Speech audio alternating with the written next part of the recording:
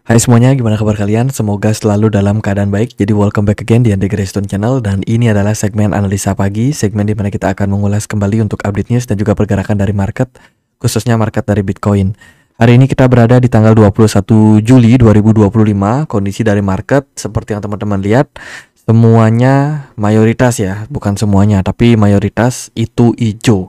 Marketnya lumayan positif, kenaikan itu dipimpin oleh beberapa token seperti OM, CKB, KTA, WMX, HEX, dan beberapa token lainnya. Jadi congratulations bagi teman-teman yang sudah beli dan juga sudah cuan di pasar. Kondisi dari Fear and Greed Index menunjukkan kita berada di poin 72, meskipun berada di weekend hari kemarin sama 2 hari lalu, tapi ternyata orang masih terus mau membeli teman-teman, jadi masih sangat positif. Lalu Alt Season Index menunjukkan berada di poin 51. Ini sudah meningkat. Kemarin itu kayaknya di kisaran 39 ya kalau nggak salah. Dan mayoritas kripto saat ini dalam kondisi yang positif. Gitu. Dan teman-teman, kita semakin dekat dengan yang namanya kondisi alt season, di mana di kondisi alt season itu ketika indeks menunjukkan berada di poin 75 ke atas, itu berarti teman-teman udah harus siap-siap cari area exit ya. Jadi sementara ini kita masih di pertengahan jalan, kita masih punya opportunity untuk melihat market kembali lanjut bullish sampai ke depannya gitu. Jadi so far sih masih aman untuk pasar. Oke, kita lihat juga dari liquidation di perdagangan kemarin ada aktivitas liquidation yang lumayan didominasi oleh short selling. Nampaknya banyak yang pasang posisi short. Yang kena liquid kemarin itu di 200 juta US dollar. Padahal weekend loh teman-teman. Itu hati-hati bagi teman-teman yang trading ya. Saat ini kita mungkin akan masuk ke fase boringnya Bitcoin, dimana Bitcoin gak akan terlalu gerak, tapi Bitcoin dominance akan turun, sehingga aliran dana itu bakalan banyak masuk ke altcoin. Teman-teman, Bitcoin boring tapi altcoin tetap rally. Ini kemungkinan fase yang akan kita temukan ke depannya. Sementara dari order block ya, itu ada di poin 120 ribuan. 119.000 sampai 120.000 akan menjadi resistance terdekat untuk Bitcoin. Sementara area demand itu paling banyak order booknya di 116.800-an ya. Terus ada juga di 115 ribuan. Itu. Jadi level-level tersebut boleh banget teman-teman pantau. Itu so far data positif. Kemudian juga untuk berita hari ini dari kalender ekonomi nggak gimana-gimana, ada rilis data prime loan rate ya dari obligasinya China. Hari ini akan rilis datanya jam 8 pagi. Kemudian dari Amerika Serikat akan ada rilis juga untuk 3 and 6 month bill auction terkait dengan return obligasi jangka pendek Amerika Serikat. Itu nggak terlalu signifikan untuk beritanya. Dan ya, aku coba cari juga ya untuk Google Trend saat ini. Apakah searching di Google itu paling banyak pencariannya terkait dengan alt season. Ini ada beberapa topik yang paling banyak dicari ya, kata kunci yang paling banyak dicari dengan Google. Yang pertama itu adalah Bitcoin mining, kemudian Tesla, lalu ada Solana, lalu ada Shiba Inu, dan juga Nvidia. Terus terkait dengan yang lain ada Solana, Shiba Inu Coin, Solana Price, Shiba Inu Coin Price, dan juga MSTR. Itu yang paling top teman-teman. Dan yang paling banyak mencari pencarian terkait dengan kripto adalah El Salvador, Nigeria, Swiss, Belanda, Australia. Negara-negara ya bisa dibilang negara-negara maju lah yang paling banyak mencari pencarian di Google gitu. Secara Google Trend ini udah mulai meningkat terkait dengan pencarian dengan topik Bitcoin dan kripto. Jerome Powell diisukan dia bakalan resign. Ketua Jerome Powell tidak membantah laporan bahwa ia sedang mempertimbangkan untuk mengundurkan diri, kata Direktur Perumahan Federal di Patel. Itu. Jadi Jerome Powell kalau mundur apa yang terjadi? Ya kita tunggu siapa penggantinya. Gitu. Jadi kalau penggantinya cenderung pro untuk melakukan quantitative easing ya, atau pengurangan suku bunga. Nah, itu bisa menjadi sebuah poin bagus untuk pasar. Kemudian juga ada Google Gemini. Google Gemini baru aja mengaktifkan news sinyal yang ada di aplikasi AI mereka. Jadi teman-teman mungkin yang pakai ChatGPT, pakai DeepSeek, ya itu udah biasa. Teman-teman juga bisa pakai Google Gemini, salah satu platform AI yang dikeluarkan oleh Google ya. Basis datanya tentu saja besar. Sekarang teman-teman sudah bisa mencari untuk crypto news. Kemudian juga mungkin ada sedikit ramalan-ramalan untuk pergerakan harga. Gitu, teman-teman boleh download aplikasi Gemini di Play Store atau di App Store buat teman-teman menganalisa market. Lalu ada berita terkait dengan kemungkinan penjualan berupa kripto yang sudah disita oleh pemerintah Amerika Serikat. Gitu. Saat ini Rahel Reeves itu memantau kemungkinan tentang 5 miliar pound sterling ya,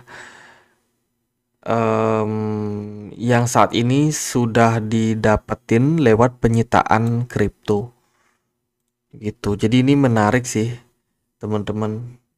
Ini siapa ya Rahel ini ya? Coba kita cari ya, Rahel Reeves. Ini dari Amerika atau dari Inggris? Kenapa dia pakai pound sterling? Politikus Britania Raya. Oh oke. Dia politikus Inggris ya. Nampaknya ini beritanya buat Inggris. Jadi intinya adalah pemerintahan Inggris itu sedang mencari gimana cara melikuidasi aset Bitcoin dan juga kripto sitaan mereka. Gitu. Tak kira ini dari Amerika. Oke, kemudian dari berita yang lain adalah dari XRP naik, teman-teman. Potensialnya bisa hit $10 menurut prediksinya ini dari Virtual Beacon. Dia memprediksi karena ada opportunity untuk XRP ini mendapatkan approval dari ETF. Ya, ETF spot XRP bakalan di-approve. Ekspektasinya itu mirip seperti apa yang terjadi pada Ethereum saat ini, di mana Ethereum kan membludak tuh. Banyak sekali permintaan gitu, dan ya ini bisa menjadi sentimen bagus untuk XRP yang sementara ini berapa ya harganya. XRP ada di $3,5. Kalau dia naik ke $10 tuh lumayan banget, yang udah cuan ya. Lalu dari berita yang lain adalah Mastercard.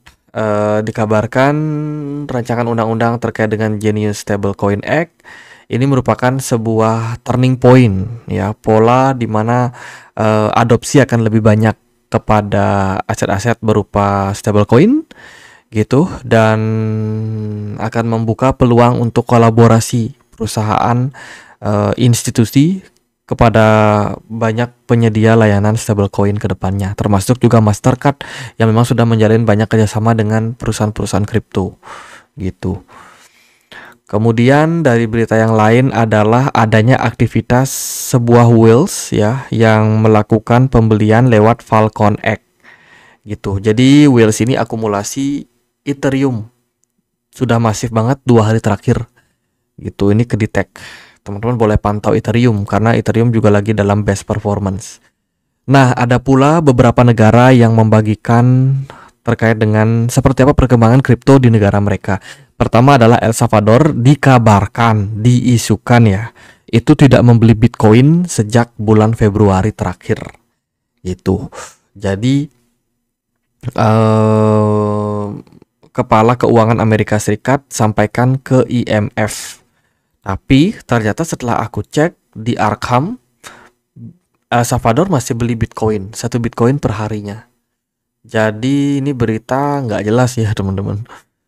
Kemudian dari berita yang lain datang dari Tiongkok ya, Institut Penelitian Industri untuk Tiongkok itu mengadakan seminar tentang stablecoin dan aset digital industri. Wow, ini udah masuk ke ranah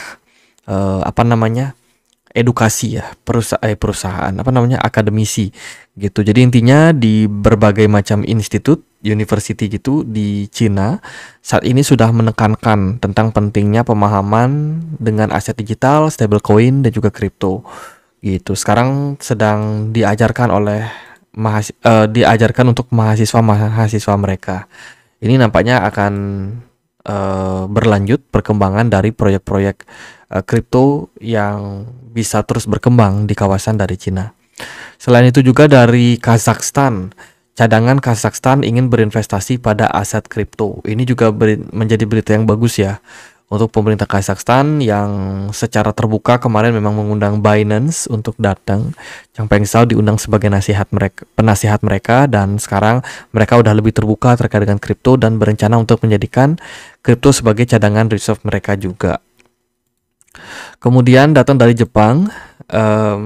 Jepang JBA menyerahkan 5 item reformasi pajak mata uang kripto kepada pemerintahan, termasuk tarif pajak terpisah sebesar 20%. Kripto akan dipajaki di Jepang ya dengan tarif sekitar 20%. Lalu ada Malaysian governance, pemerintah Malaysia dukung Web3. Web3 Pekan Blockchain Malaysia Perdana. Jadi ini disupport langsung oleh IOTA. Jadi akan ada acara kayak Blockchain Week gitu ya di Malaysia, dan ini tentu saja akan ada banyak narasumber untuk mendukung perkembangan aset digital di negara Malaysia. Lalu ada Indian Crypto Exchange yaitu koin DCX Saver, dia kena hack teman-teman. Bursa kripto India koin DCX kena retas dengan total kerugian sampai 44 juta US dollar. Oke, itu beberapa berita untuk market ya. Ada yang positif, ada yang negatif. Mungkin itu alasan kenapa Fear and Greed-nya berada di poin 72. Tidak terlalu greedy, padahal marketnya juga lumayan ngebul hari ini. Gitu. Nah, teman-teman, buat kalian yang lagi cari exchange, pakai exchange apa yang udah mode pro ya. Ini bagi teman-teman yang lagi nyari exchange yang mungkin bosen pakai exchange yang biasa-biasa aja, yang fiturnya cenderung sangat terbatas, teman-teman bisa pertimbangkan pakai toko kripto ya. Toko kripto aku sendiri udah pakai selama kurang lebih 5 tahun terakhir, dan so far sejauh ini masih sangat aman, tidak pernah kena serangan hack ya, error pun juga tidak ada.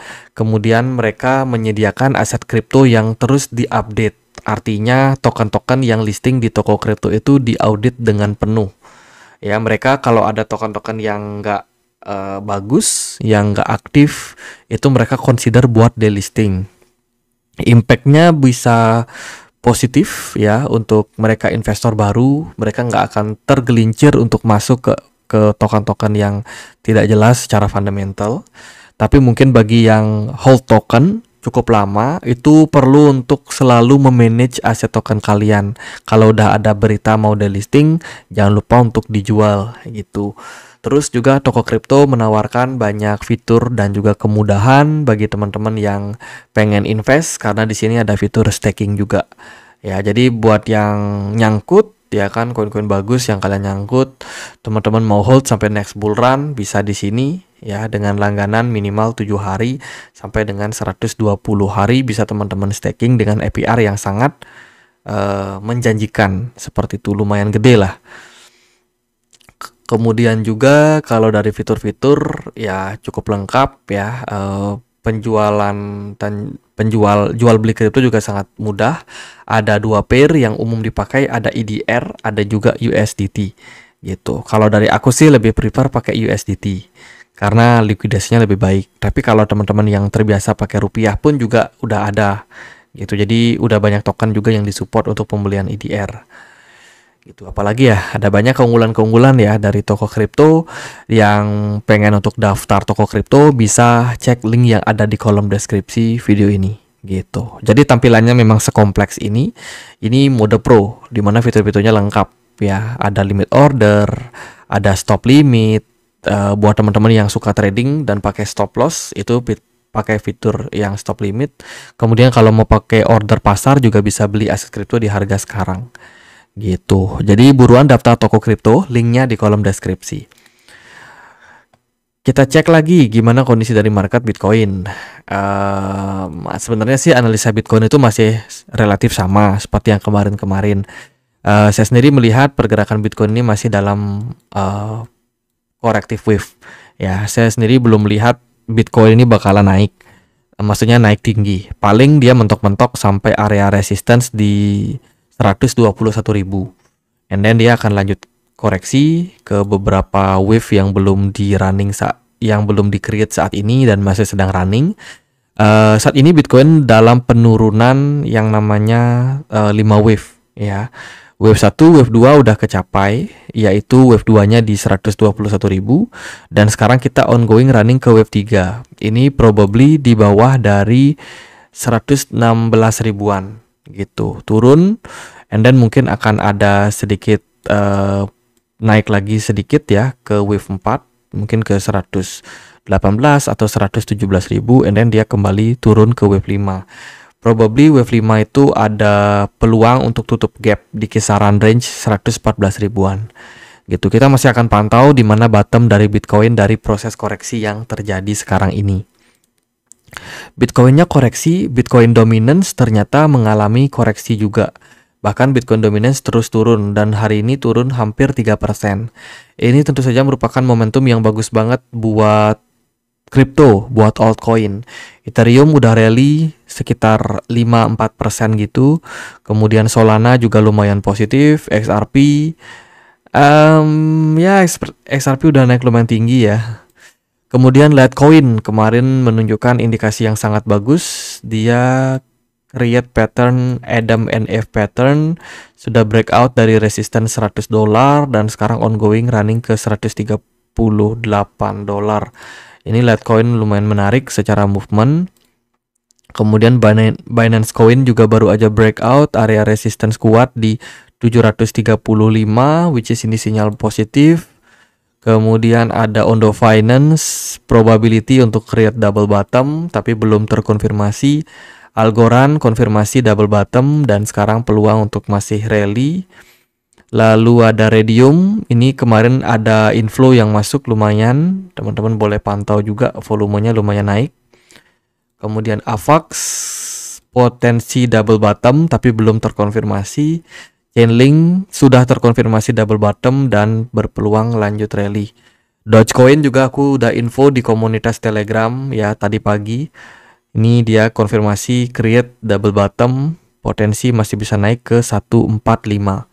0,045 dolar itu. Jadi ya itu beberapa koin yang masih lumayan bagus. Aku banyak update berita-berita terbaru di Telegram. Untuk teman-teman yang punya Telegram bisa join ya, linknya di kolom deskripsi.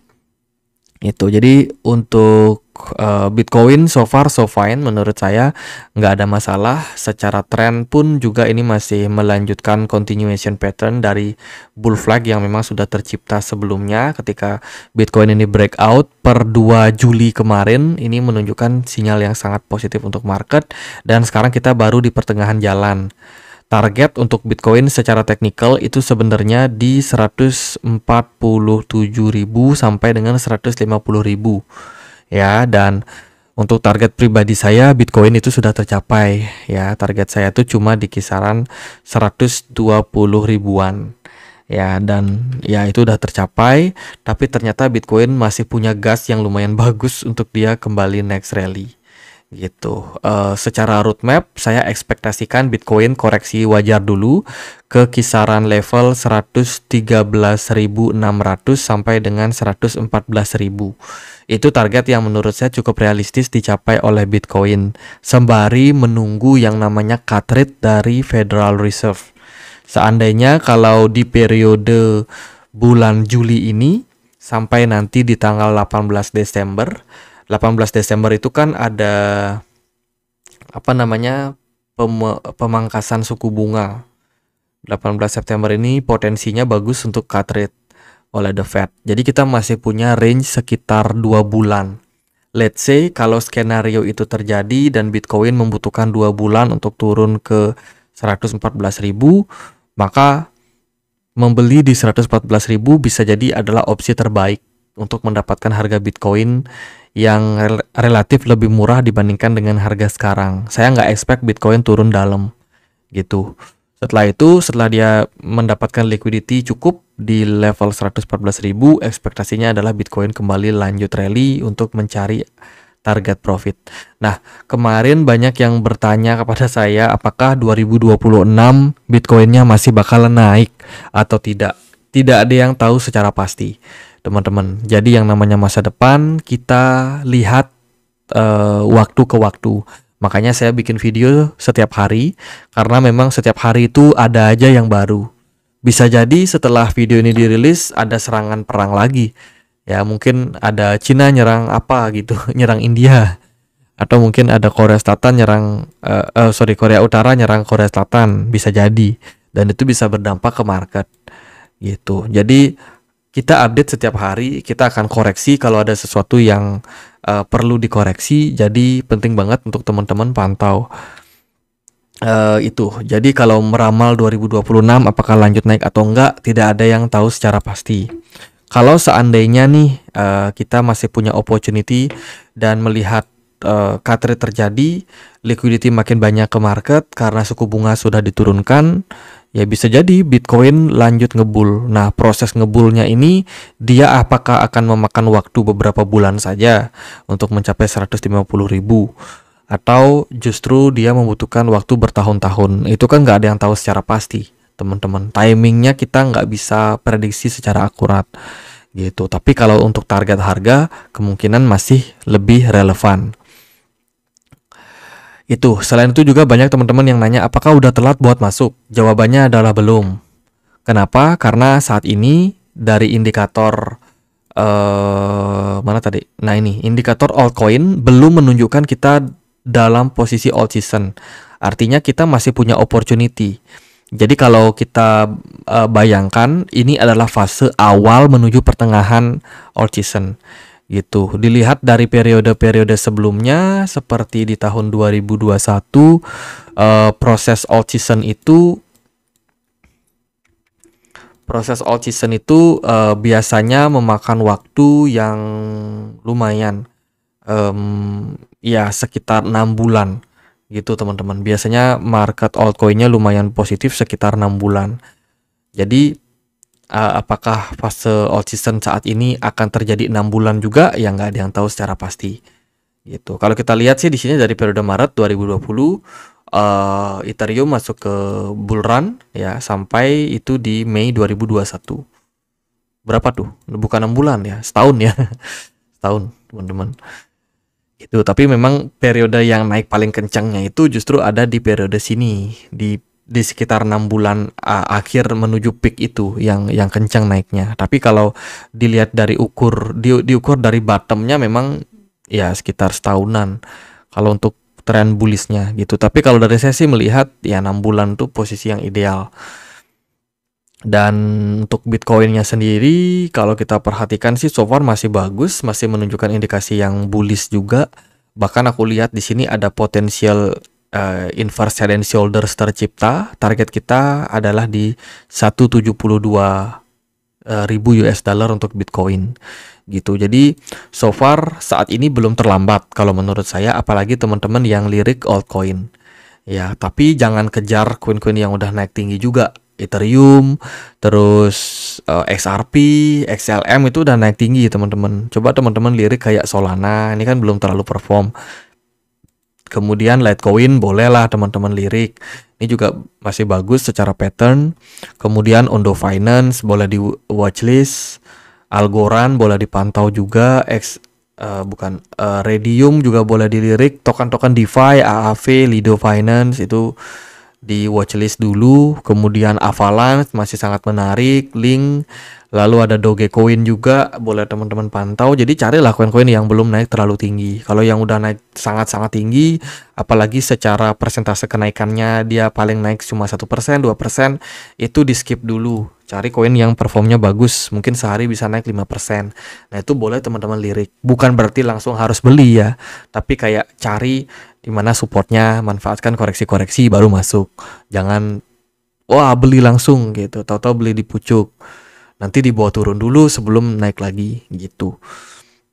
Jadi dari saya sih gitu. Buat teman-teman yang bingung, nantikan aja pembahasan segmen analisa kripto dari channel ini. Kita akan selalu bahas tuh altcoin yang udah teman-teman request. Siapa tahu ada momentum. Jadi nantikan aja. So don't forget to subscribe, komen ya, dan juga share video-videonya. Gitu aja paling buat update kali ini. Semoga videonya bisa menjawab pertanyaan teman-teman semua. Dan akhir kata saya Andre, makasih.